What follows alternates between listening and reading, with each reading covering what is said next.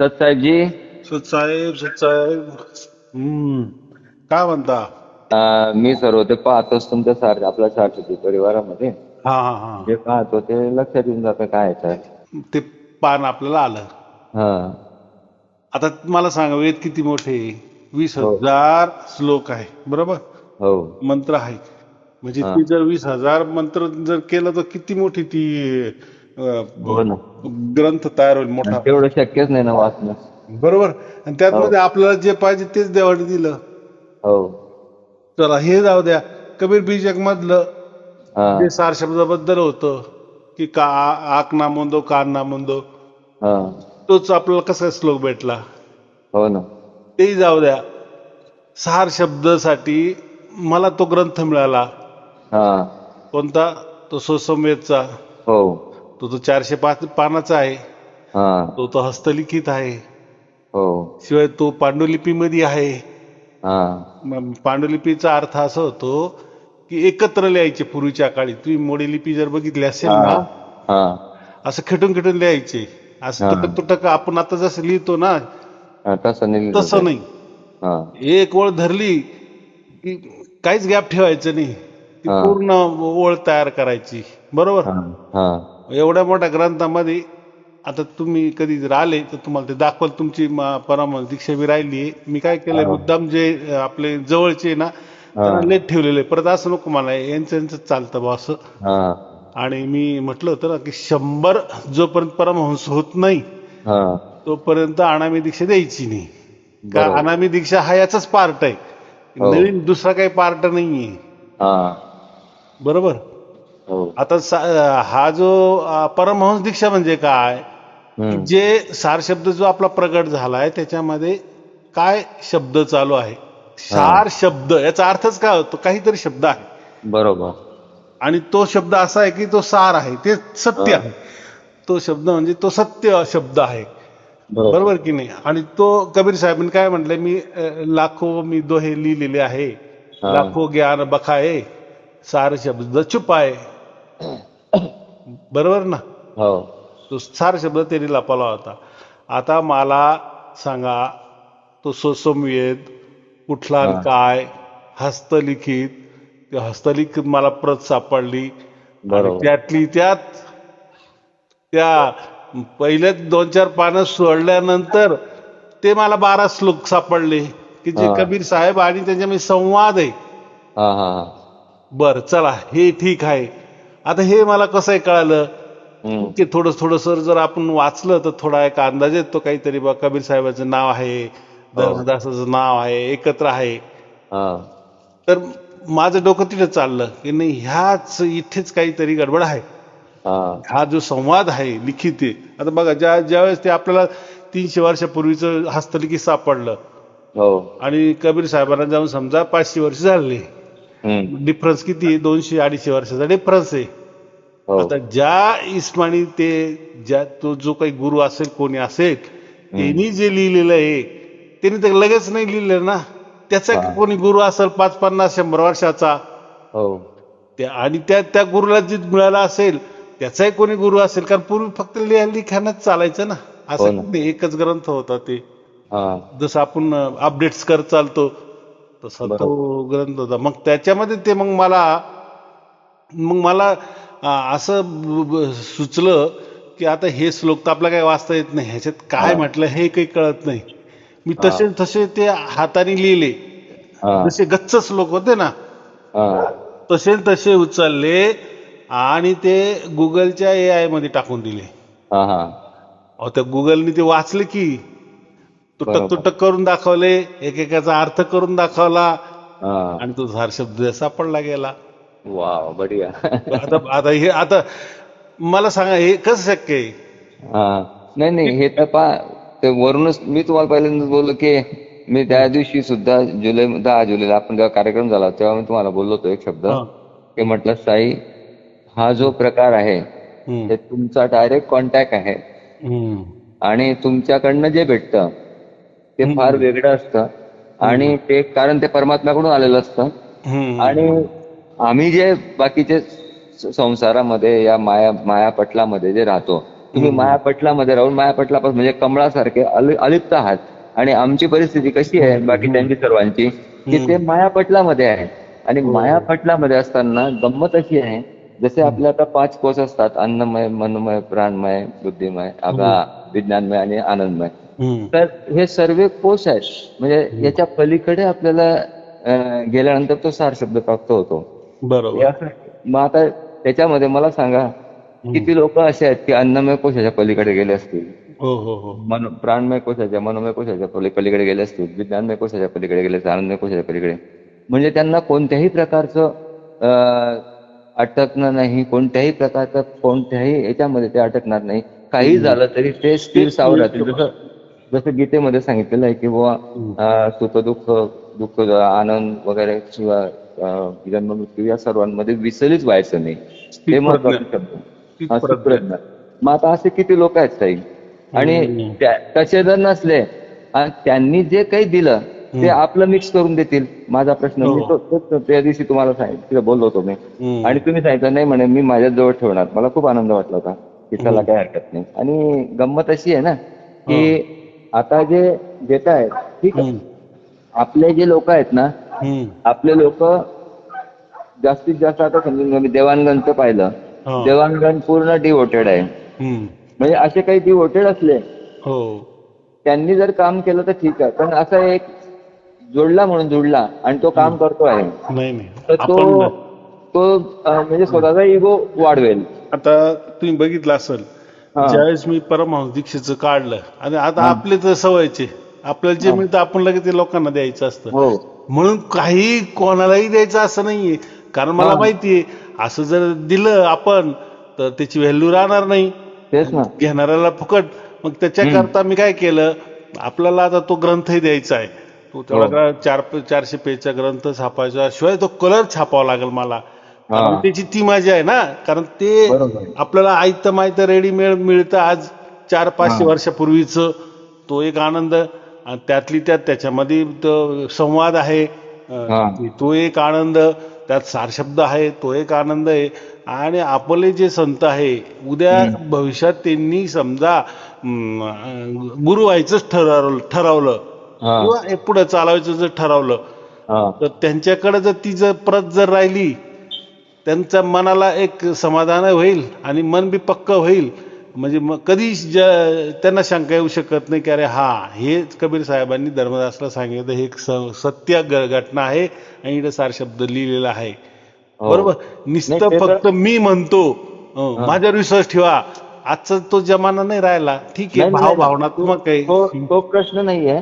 फक्त एकच गोष्ट आहे की आपल्याला ज्या पद्धतीने आपण करतो आहोत त्याच्यामध्ये एकच गोष्ट की आपण स्वतः, म्हणजे ते समोरची व्यक्ती आहे, समोरची व्यक्ती खरं बोलते का खोटं बोलते. आता समजा मी सांगितलं तुम्हाला, मला सार शब्द प्राप्त झाला आहे आणि मला प्राप्त झाला नाही, मी खोटं बोलतोय, तुमच्या तर लक्षात येऊन जातं ते की कोण खोटं बोलतोय, कोण खरं बोलताय.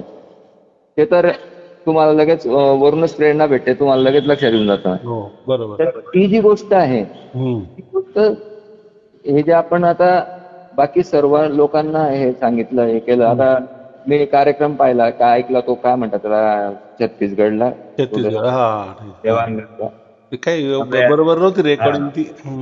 काय नाव त्यांचं, हेतराम देवांगण, आणि दुसरा काय, आणि तिथं हे गेले होते ना, शैलेंद्र तिवारीजी.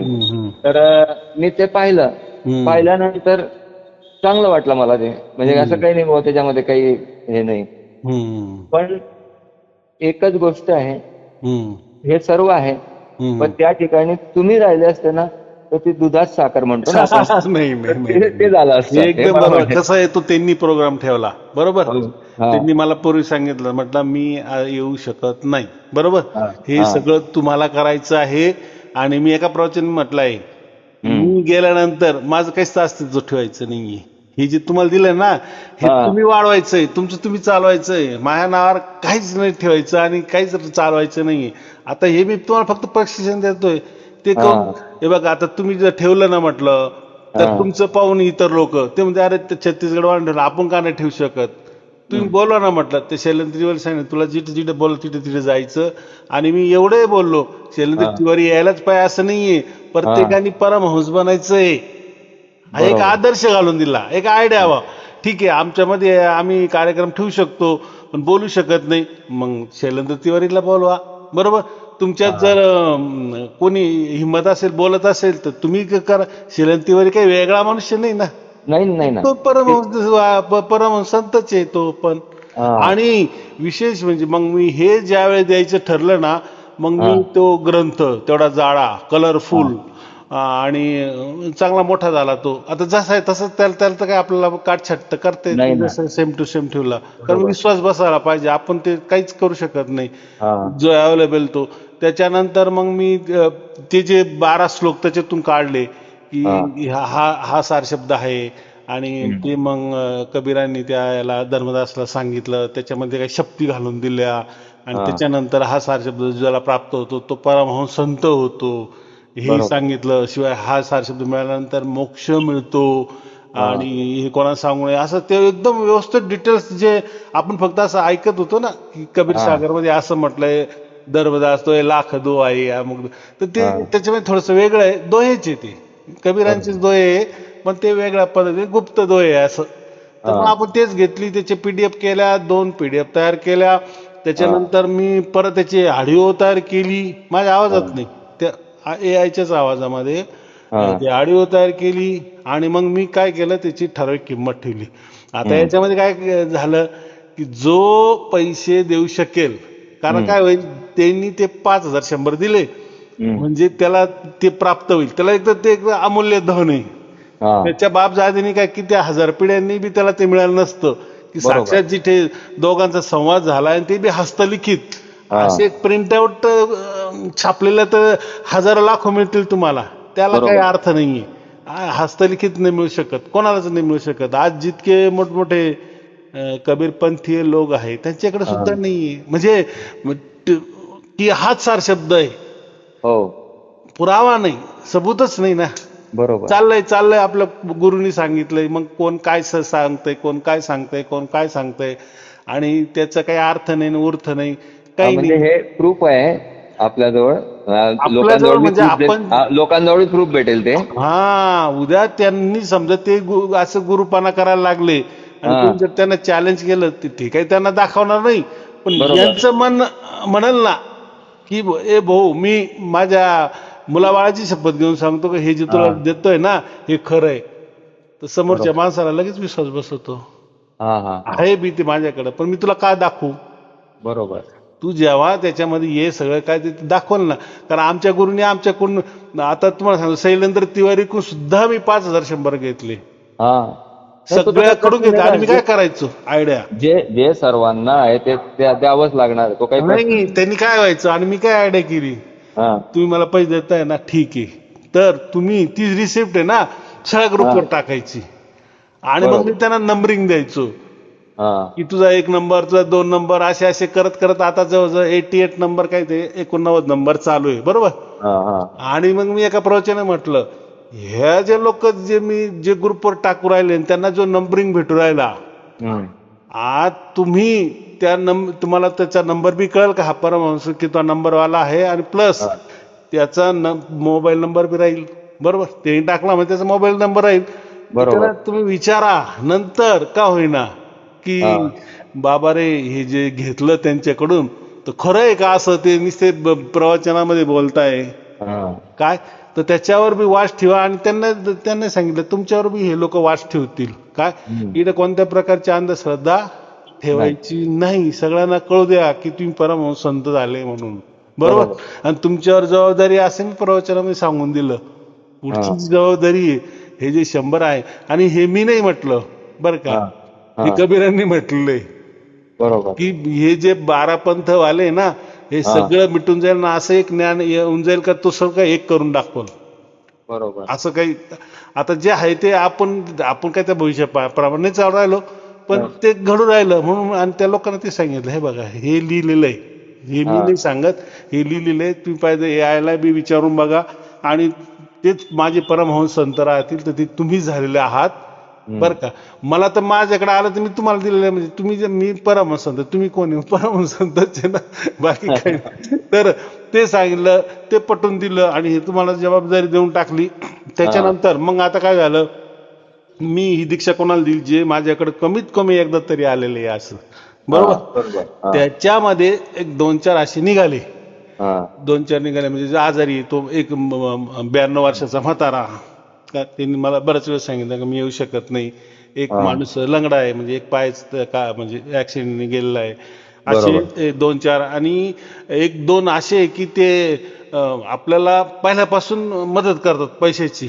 ते येत नाही पण 5,000, 10,000, 15,000 गीता वाटा, आमच्यातर्फे हे करा ते करा असे देत राहतात. ते टाकतात ना पावत्या त्यांचे, बरोबर, आमच्यातर्फे. आणि आज जे काही पाव टाकते ते सर्वांना देखत समोरच राहतं.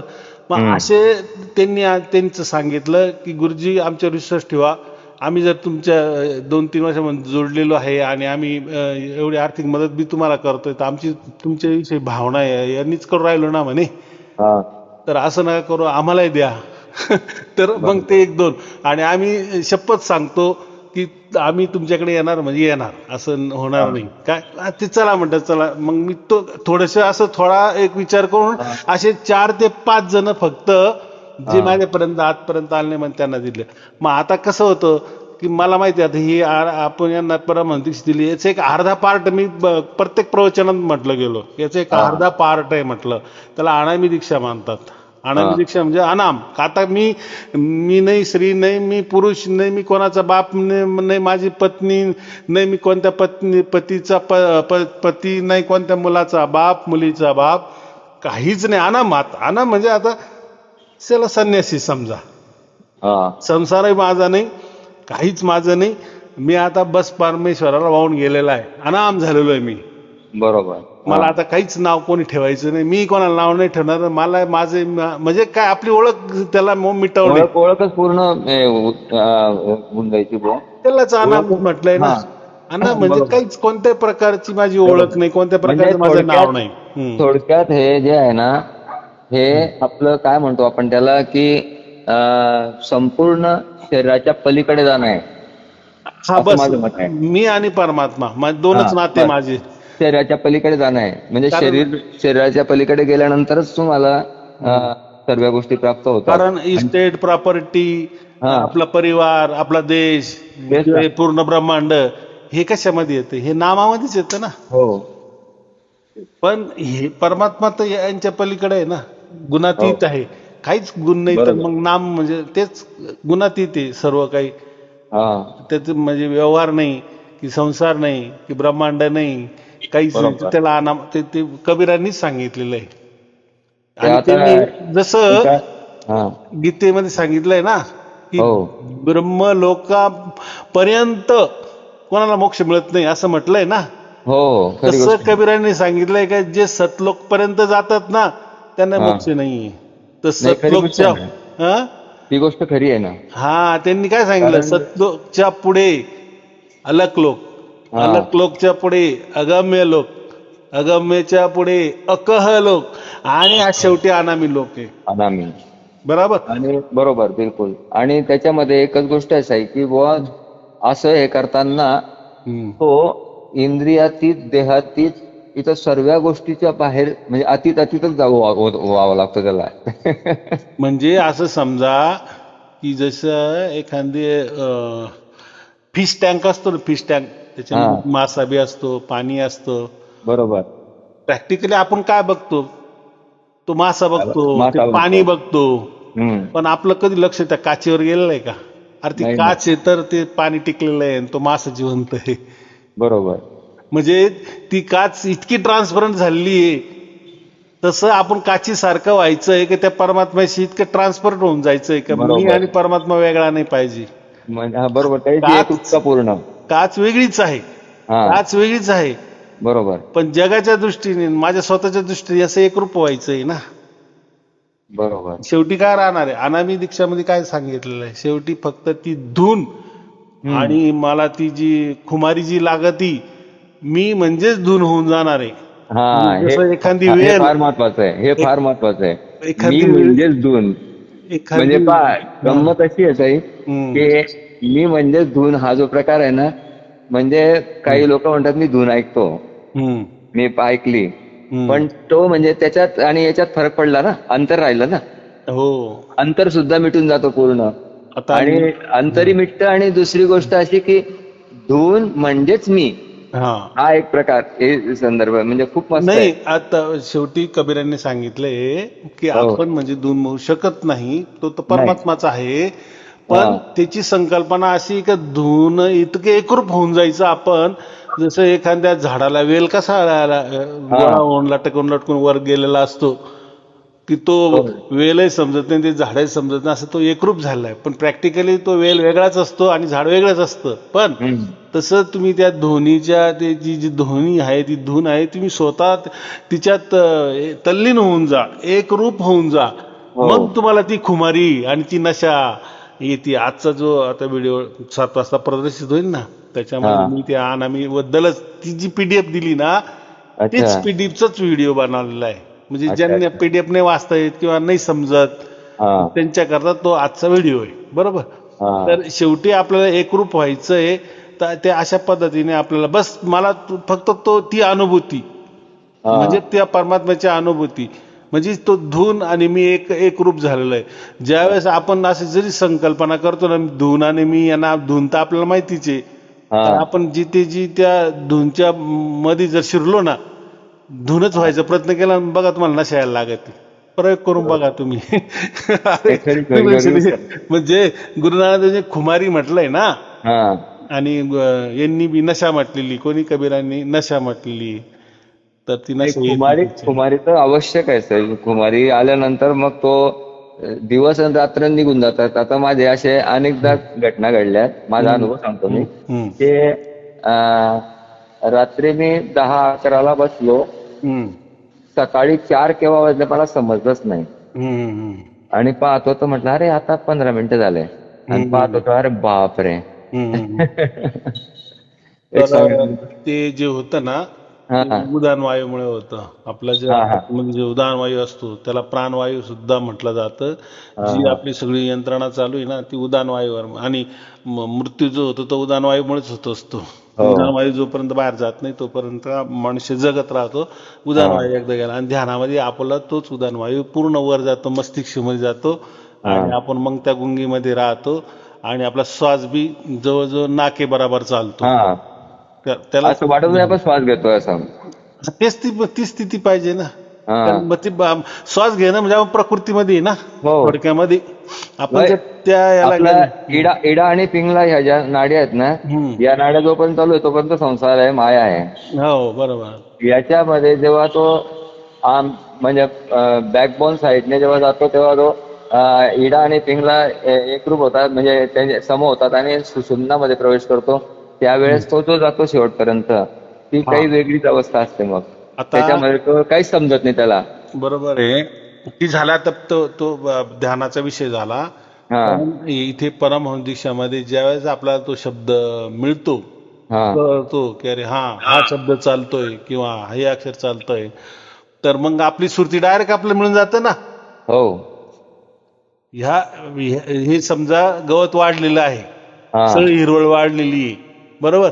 आणि त्याच्यामध्ये मी तुम्हाला सांगितलं की ती हिरवळीमध्ये एक तुळशीचं रोप आहे, ते मला आणून दे, बरोबर. त्याच्यातलं एक पान आणून दे.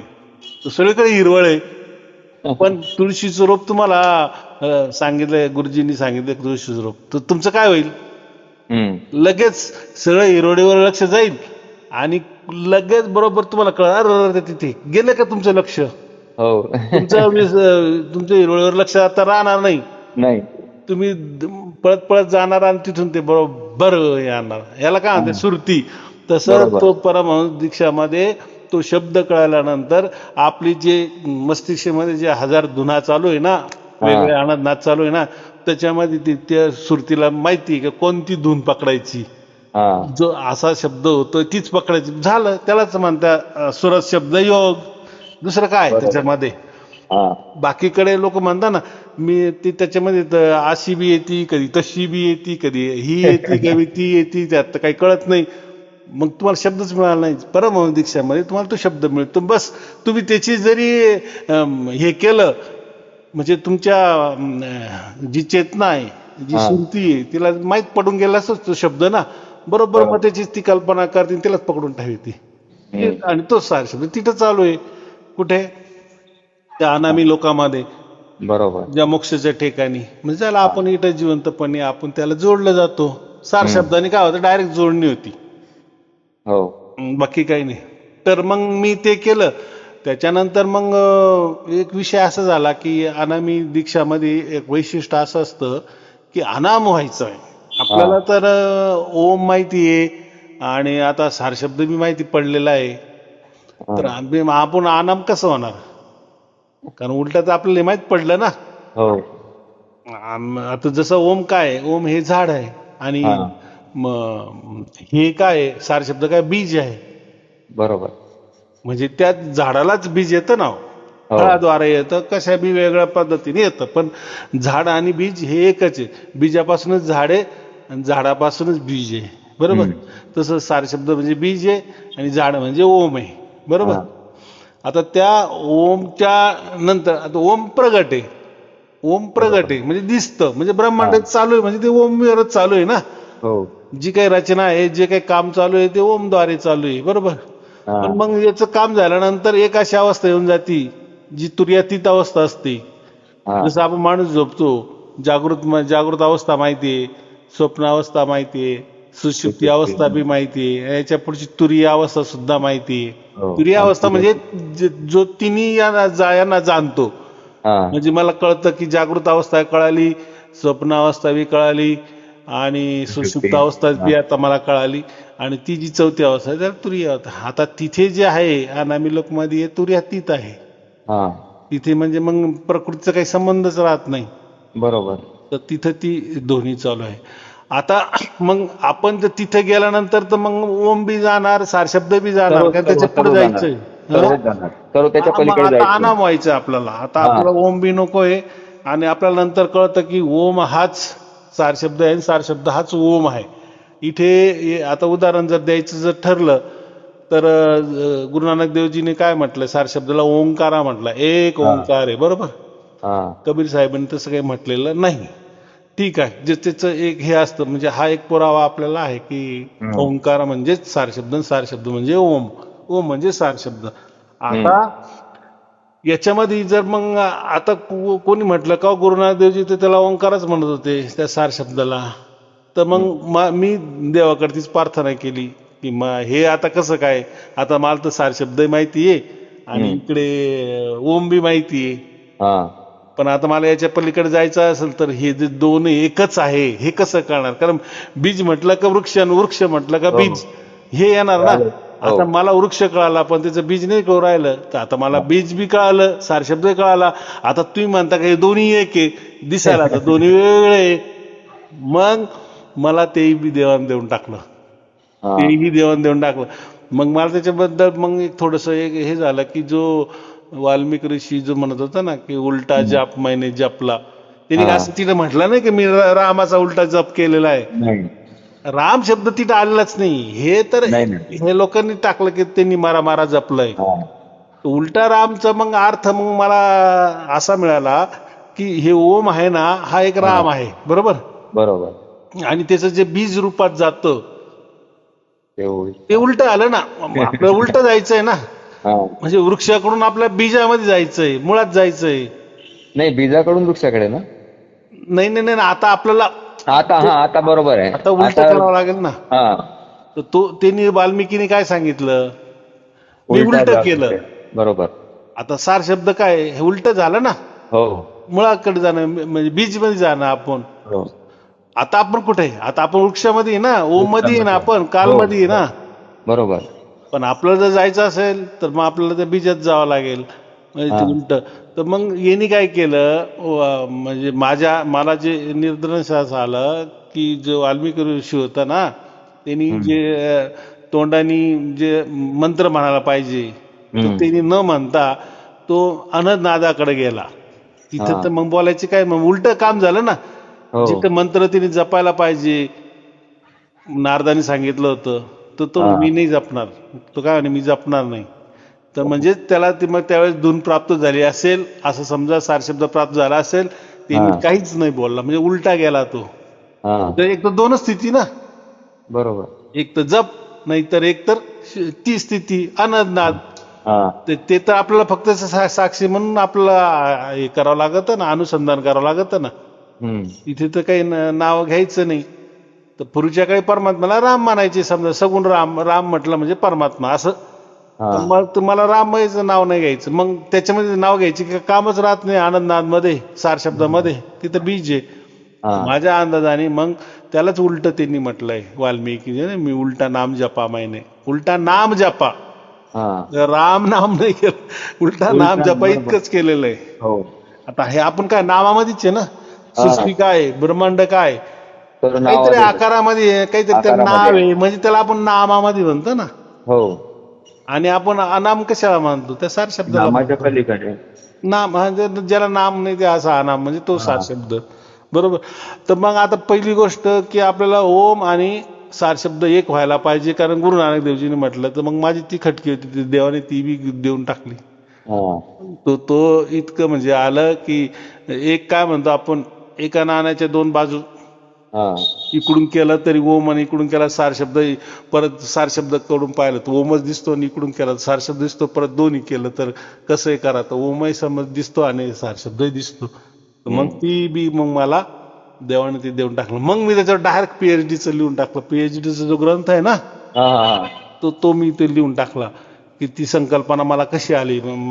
ते कोणी लिहिलेलं नाही, ते तुम्हाला असं कुठे सापडणार नाही की ओमच सार शब्द आहे, सार शब्द एकच आहे. तुम्हाला एकतर गुरु नानक देवजींनी म्हटलंय एक सबूत, आणि दुसरा पुरावा म्हणजे काय की सार शब्द सुद्धा नाद आहे, ध्वनी आहे. जसा ओम जसा ध्वनी आहे, तसा सार शब्द सुद्धा ध्वनी आहे. बरोबर. आता त्या पीएचडी मध्येच्या ग्रंथामध्ये मी काय सांगितलेलं आहे की जर ओम हे जर म्हटले, ओम आणि सार शब्द जर वेगवेगळा आहे, आणि जर आपण ओम म्हणतो तर ओ आपण ओ लिहू ना पहिलं, नंतर म लिहू ना, अक्षरात जर लिहायचं असेल, किंवा त्या ओमवर जर दृष्टी टाकली तर आपल्या 3चा आकडा दिसतो पहिला, आणि अजून बारीक दृष्टी टाकली तर ऊ पण दिसतो आपल्याला. बरोबर. जसं उंचाईचा ऊ जसं लिहितो ना आपण, अर्धा चंद्र असतो ऊवर, उंचा जाव, उच्या तर उच्याला तर तो चंद्र असतो. पण मग आपण म्हणताना तर त्याला ओमच म्हणतो ना. असं कोण म्हणतं का 3 ऊ असं कुठं म्हणतं? नाही. तर मग ओमच कसं काय म्हणतात? मग मी त्या पीएचडी मध्ये तीच सांगितलेलं आहे की मग ओमला आपण ओमच का नाव दिलंय. तसं पाहायला गेलं तर त्या ओमकडे बघितल्यानंतर 3 अंक बी दिसतो, अक्षरामधला ऊ पण दिसतो, पण ओमला कोणी ऊ नाही म्हणत, किंवा त्या ओमला 3 पण नाही म्हणत. बरोबर.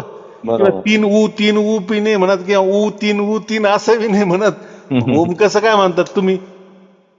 तर ऊ ते जे ओम आहे ना, ती ध्वनी आहे. याच्याने काय सिद्ध होतंय, ती ध्वनी आहे, म्हणून ते काही अक्षरात येत नाही, लिखापडीत येऊ शकत नाही. बरोबर. हे तर आपण वाचानी म्हणण्याकरता, आता जे वाचानी म्हणतात ते लिहिता बी येतं ना.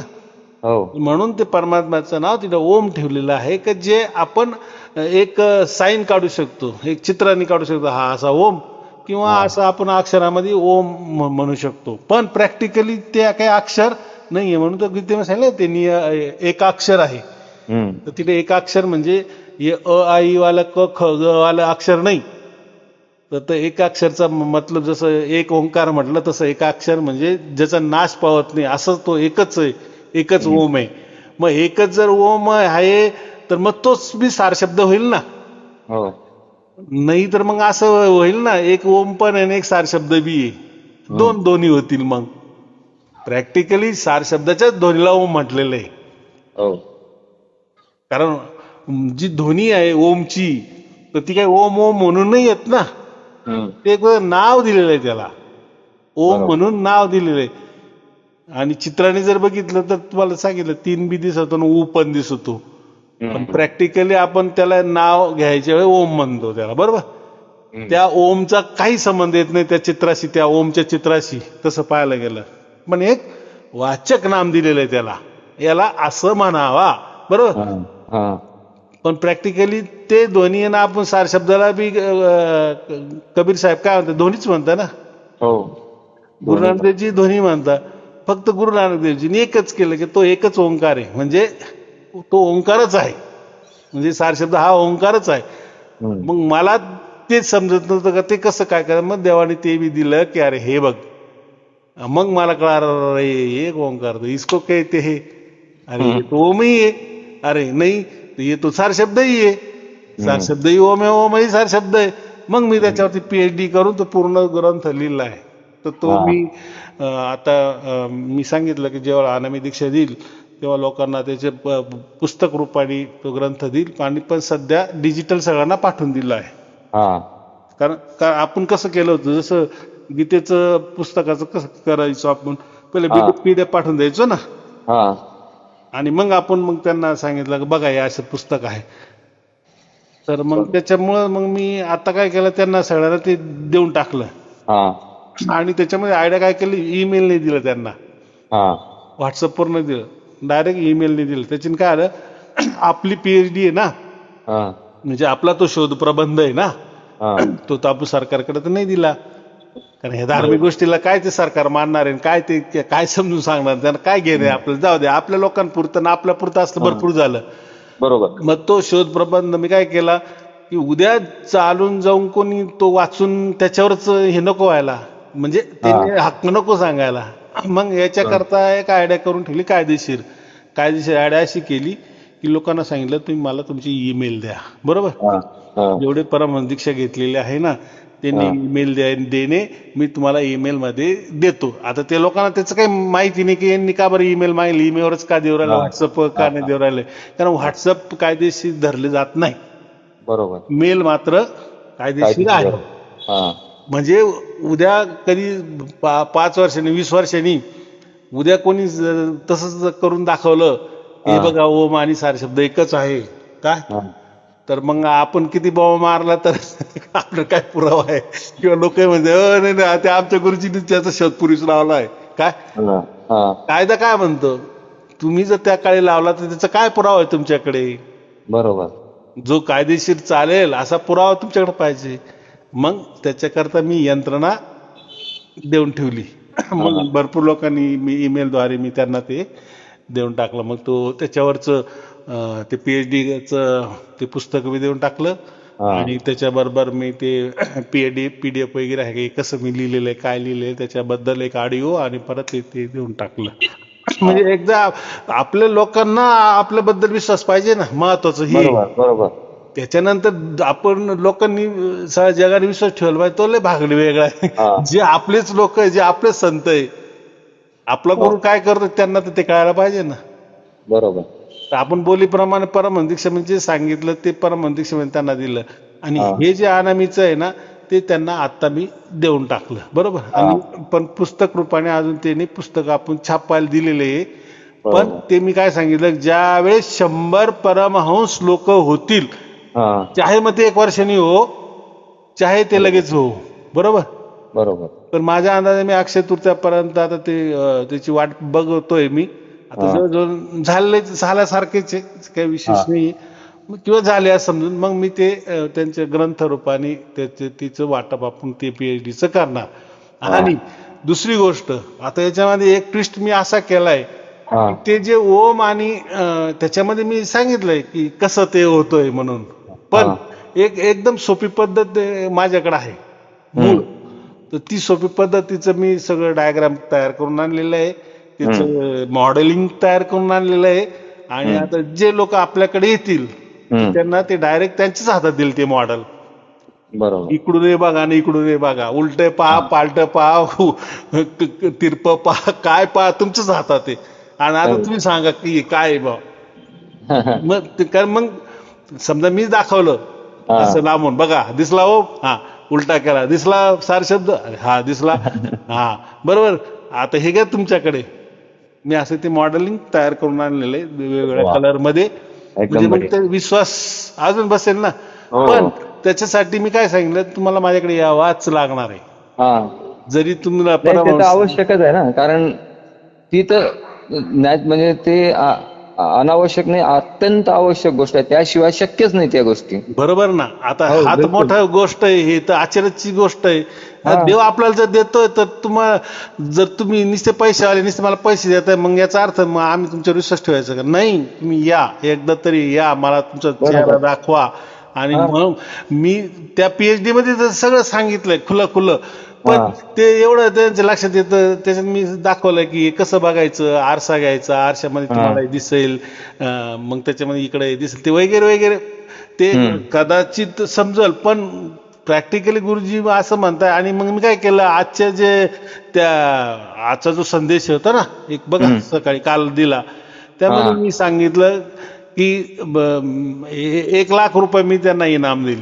जे सांगितलं खोटं आहे का, ओम आणि सार शब्द एक नाही होऊ शकत, असं तुम्ही कोणी 2 परमहंस संत समोर आणा, जेव्हा ते परमहंस संतही म्हणतील की नाही गुरुजी खोटं आहे, तर जो माझ्या क्लेम करल त्याला मी 1,00,000 रुपये तात्काळ बक्षीस इनाम म्हणून देतो, असं लिहिलं. आज जे सत्य आहे ते ना, त्यासाठी तुम्ही या, त्यासाठी तुम्ही या, तो चमत्कार बघण्याकरता.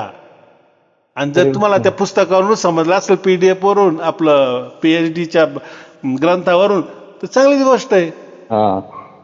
पण गुरुजी ज्या अर्थी हाताने दाखवून राहिले, ते जरी असलं साई, तरी माझं मत या बाबतीत असं आहे की प्रत्यक्ष समोर आल्यानंतरच त्याच्यावर कृपा होते. कारण ही गोष्ट साधी नाही, गुरु बनणं साधं नसतं. कारण ते जे आहेत ना, त्या शिष्याचे सर्व जे काही असतील ते त्यांना घ्यावे लागतात. म्हणजे ते फार विचित्र काम आहे. एकदम बरोबर. मग म्हणून ते शेवटी ठेवलेलं आहे, मुद्दाम मी त्याच्यामध्ये त्याचं वर्णन केलेलं आहे की नाही तुम्ही या, एवढ्या गोष्टीसाठी. आणि नसेल यायचं तर मग तुम्हाला पीएचडी मी दिलेले, बिलकुल बरोबर आहे ते. तुम्ही त्याचे पैसे बी मला पे करून दिलेले. कारण मी तुम्हाला बोलत आलो की परमहंस दीक्षा हे आधा पार्ट आहे, त्याचा आधा पार्ट अनामी दीक्षा. मी तुम्हाला अनामी दीक्षाचा डायरेक्ट माझा पीएचडी वालाच ग्रंथ दिलेला आहे. का दिला तुम्हाला फुकट? तर तुम्ही तुमचा ईमेल मला दिला, एक कानूनी प्रक्रियेमध्ये तुम्ही सहभागी झाला आहेत. उद्या कोणी, मी असो वा नसो, कोणी जरी क्लेम केला की हे आमच्या गुरुजींनी केलं, तर तुम्ही म्हणू शकता चुकी मला असा आहे. आणि आमच्या 100 लोकांना अशी ईमेल येऊन गेलेली होती, त्या काळी गुरुजींनी लिहिले होते, हे बघा. कारण ते मेल मधला तर काही जात नाही ना, ग्रंथ कुठे जात नाही जोपर्यंत तुमचा मेल तुम्ही डिलीट करत नाही. तोपर्यंत मेल कोण डिलीट करतं? हो, नाही ना, तू कोण डिलीट करणार? त्यात लिहिलं पण आहे मी, हे राहू द्या, ही जी अमूल्य ठेवा मी तुमच्याकडे दिलेला आहे. ज्यांनी मला ईमेल दिले त्यांना मी देऊन टाकलेला आहे. बरोबर. त्याच्या कायद्यासाठी एक असला तरी चालतो, फक्त तारीख मागची पाहिजे, हेच महत्वाचं आहे ना. ते भविष्यात कधी येऊ असं. तर मग आता अशा पद्धतीने वाटचाल चालू आहे, बघूया आता काय काय होतंय. तुमचा नंबर कधी लावताय सांगा मला. चांगलंच होईल. तुम्ही तुमचा नंबर लावून टाका. अक्षय तृतीयाच्या आत तरी एकदा आत. अक्षय तृतीया कधीची आहे? मला 15-20 दिवसांनी आहे अजून. 15-20 दिवसात कोणत्याही दुसरा रविवार किंवा चौथा रविवार या. बाकी लोक राहतात ना, म्हणजे कसं आहे, म्हणजे काय करायचं आपल्याला. आपल्याला गंमत काय होऊन जाते की बुवा आता समजून घ्या मी आल्यानंतर आपलं जे बोलणं आहे ते वेगळ्याच प्रकारचं राहतं. त्यामुळे मग कसं आहे, एक सांगायचं मुद्दा सगळेच याला लोक राहतील असं नाही ना. आणि जर आले नशीब म्हणजे त्यांनी काय फरक पडणार आपलं 2-3 एवढं नाही आहे सगळं. कारण आपण 2 महिन्याचे ठेवले ना, 2 रविवार ठेवले ना. बरोबर. एखाद्या वेळेस येऊन जातात 2-4 जण आले तर काही नाही, आपलं वेगळंच राहणार आहे ना. एवढं काय तुम्हाला पूर्ण. आणि मी काय करणार आहे ह्यावेळेस ते लिहिलंय ना, पूर्ण रिहर्सल घ्यायची परत राजयोगापासून संपूर्ण, म्हणजे पासून सुरुवात जी केली ती पासून करून पर्यंत अनामी दीक्षापर्यंत करायचं. आणि समजा आता एखाद्याने याच्यामध्ये नाही केलंय, त्याला जरा तो नाही मला हे करायचंय, माझ्याकडे इतके पैसे नाही, बरोबर ठीक आहे, तू जर माझ्यापर्यंत येतोय ना तर तुला अनामी दीक्षा आपण अशी फुकट देऊन टाक. फक्त त्याला काय करायचं, ग्रंथ द्यायचं. का आपण जे 5,000 100 ते घेतो कशाचे घेतोय? बरोबर, छपाईचे आपण घेतोय ग्रंथाचे. बरोबर. त्यांना आपण पाठवतो मी ना, ते तुम्हाला माहिती आहे ना, 400-500 रुपये तर पाठवायला लागा त्या. मग एखादं राज्य तर वेगळं असेल, जम्मू काश्मीर, 10 पैसे जास्त लागा त्या. खर्च लागतो ना. ते वाजनावर मला राहतो, माहिती आहे. ते तर मला वाजनावर माहिती आहे ते राहतं, ते पूर्ण. काही पाकिट नाहीये, काय पत्र आणि नाही. त्यात काही तुम्ही जास्त घेताय असं नाहीये. नाही. रियालिटी एक मला माहिती आहे, हा, त्या गोष्टीशी मी सहमत आहे, त्याच्याबद्दल काहीच वाद नाही. त्याच्या मागे आपला उद्देश दोन आहे हा. ना, की त्याला ती विद्या म्हणजे कळेल की मी पैसे दिलेले आहे हा बस. आणि हा मला आणि अमूल्य ठेवा मिळाला. फुकटाची किरपतच नाही सही, अशी परिस्थिती आहे. नाही ना, आणि आपण एवढं श्रीमंत नाही नाही ना की त्याला. गंमत अशी आहे ना, फुकट जर दिलं ना त्याचा व्हॅल्यू नाही राहत. व्हॅल्यू नाही राहत. हे एकदम बरोबर बोला. हा. एक दोन माणसं असे आहे की लय रडत होते की मी त्याला भाजीपाला जातो. म्हटलं तुम्हाला ह्या परमहंस दीक्षेपासून काय आणलेलं आहे? मी जर बोमा मारतोय बेंबेच्या देठापासून की ओम आणि सार शब्द एकच आहे हा. आणि हे आपल्याला शेवटी सोडून द्यायचंय, तर तुम्ही का लोक घेताय बा? आणि मग मला घ्यायची बा, पण माझ्याकडे पैसे नाहीये बा, मग मी तर असं आहे बा, तर काहीच बोलायची गरज नाही. आणि त्याच्यामध्ये आपण फार हे आहे दाखवायची काहीच गरज नाही याच्यामध्ये. हा. मी काय म्हणतो, हे बघा, एका शाळा असती, शाळामध्ये पहिलीचा वर्ग असतो, 5वीचा असतो, 10वीचा असतो, कॉलेज असतं, PhD बी असते. मग एखादी मुलं पुढे पुढे गेले, आपण जर थोडस मागे, मग आपण कमीपणा वाटत नाही नाही गुरुजी ते पोर 10वीला, मला डायरेक्ट तुम्ही 5वी 10वीला का टाकत नाही, असं नाही चालत. बरोबर की नाही? बरोबर. तिथे काही गोष्टी आपल्या असतात ना थोड्याफार, ते त्यांना सांगून काय उपयोग. बरं त्याचं काही आडलंय का? मी गुरुजीने असं म्हटलंय की नाही नाही राजयोग विद्या बोगस आहे, ते मागचं सगळं बोगस आहे, हेच चांगलं आहे, असं मी कोणत्या याच्यात म्हटलंय का? मी तर उलट प्रत्येक प्रवचनात म्हणतो, हे बघा, हे मी जे काही गोष्ट दिलेली त्या सगळ्या मोक्षवाल्याच दिलेल्या आहे. बरोबर. आणि अति दुर्मिळ दिलेले आहे, अमूल्य दिलेले आहे. नाही कोणाचकडे नाही सही, हे तर 100% खरी गोष्ट आहे. ते झालं. पण कोणाला वाटतं ना की बा हे मला मिळायला पाहिजे, हे जसे चालतं तस तसं आम्हाला न्यायला पाहिजे, असं नाहीये. ते जे तुमच्या नशिबात. माझा पहिल्यापासून एकच दृढ विश्वास आहे की साईंजवळ जे भेटतं ते परमात्म्याच्या कृपेने भेटतं आणि त्याच्यामध्ये कोणत्याही प्रकारचं किंतु परंतु नसतो. ही गोष्ट माझ्या लक्षात आली. असं आहे याच्यामध्ये, बरं का, आपलं माझं मन मला असं म्हणतं, माझा आत्मा मला म्हणतो, आपण जे देतो पुराव्यासह देतोय. बरोबर.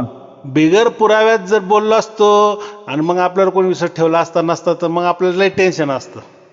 पण आपण असं आता एकदम मोकळं आहे.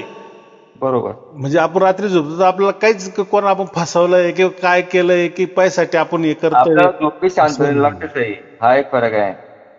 नाही,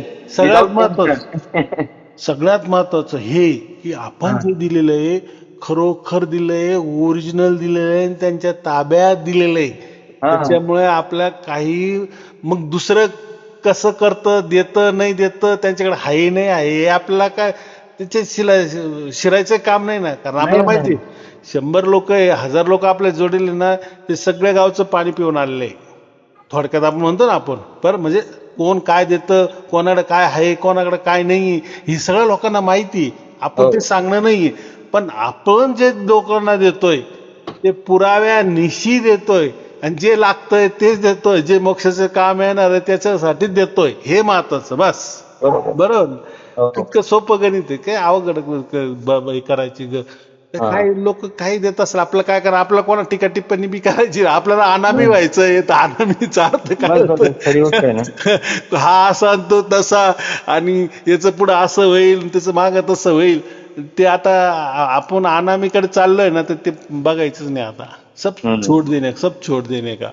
बरोबर. नामी बघा, ओशो होता ना, ओशोनी तेच सांगितलं का, मी मेल्यानंतर माझं काहीच राहायला नाही पाहिजे. ते गौतम बुद्ध मेला, त्यांनी तसंच सांगितलं होतं. खरे संत तेच करतात. तू खरे संत कोणतंही काही ठेवत नाही मागे, ठेवायचंच नाही. रिअलिटी आहे. गुंतवायत बसायचं किंवा त्याच्या बोलावण्याला आपण बी कशाला हजर राहायचं. आपण आपल्या तिकडे मस्तीत राहू, आनंदात राहू. कशाला नाही मग माझ्या मुलांनी मला बोलावलं, माझ्या बायकोने मला बोलवलंय, त्यांचं कसं होईल काय होईल. अरे तू इकडं आला का तिकडे तुला संसार करायचंय, मग ठीक आहे, कशाला जातो मग मोक्षात पाहून चालू. ज्या दिवशी तुमची माझी भेट झाली पहिली, माझ्या मिसेस मी तिथे आलो होतो पहा हो दुसऱ्या दिवशी. हम्म, त्या दिवशी जेव्हा मी पाहिलं हम्म, तेव्हा मला एकच माझा अनुभव सांगतो तुम्हाला. हम्म, एकच गोष्ट माझ्या अनुभवाला आली हम्म, की साई दिसतात तसे नाही. हम्म, म्हणजे एक सांगायचा मुद्दा असा की ते बिलकुल फ्री राहतात, सर्व हे करतात, सर्व करतात, पण आतून ते पूर्ण त्या शक्तीशी जुडलेले आहेत आणि तिथूनच ते बोलतात. हे माझ्या लक्षात आलं. हा माझा वैयक्तिक हो अनुभव. एकदम बरोबर आहे. हा. पण मी जसं आहे ना तसं तुम्हालाही बनवतो ना, असं मला हा ना. म्हणायचंय. शुभ आशीर्वाद, मंगल आशीर्वाद, सत्यावधी, सत्यावधी, सत्साची सत्साची सत्यावधी, सत्साची सत्यावधी. ओम तत्सत.